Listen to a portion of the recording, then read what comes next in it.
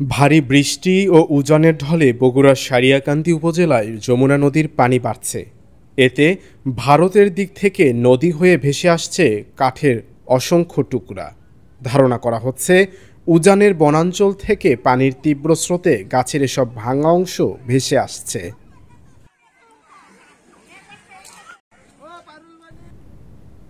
সারিয়াকান্দিতে যমুনা নদীর পানি ২৪ ঘন্টায় ৯৯ সেন্টিমিটার বেড়েছে, যা গত কয়েক বছরের মধ্যে সর্বোচ্চ।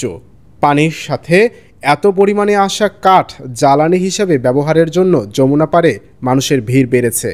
ওদিকে পানি বাড়ায় বন্যায় আতঙ্কিত হচ্ছেন এলাকাবাসী। গতকাল সোমবার থেকে বগুড়া সারিয়াকান্দিতে যমুনা নদীর পানি বেড়ে যাওয়া শুরু হয়েছে। আজ মঙ্গলবার বিকেল ৩টায় পানির উচ্চতা ছিল ১৪.৮৭ মিটার।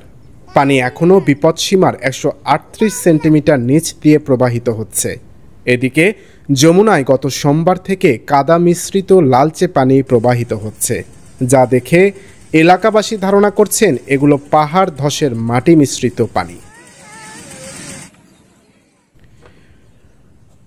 অসময়ে পানি বাড়ার ফলে চরাঞ্চলের নিচু জমির বিভিন্ন ধরনের ফসল পানিতে ডুবে গেছে। উজানের ভারী বৃষ্টি এবং পাহাড়ি ঢলের কারণে বগুড়ায় বিভিন্ন নদীতে বাড়ছে পানি। আগামী ২ দিন পানি বৃদ্ধি পাওয়ার সম্ভাবনা রয়েছে, তারপর পানি স্থিতিশীল হয়ে কমতে শুরু করবে, এমনটাই জানিয়েছেন জেলা পানি উন্নয়ন বোর্ডের নির্বাহী প্রকৌশলী নাজমুল হক।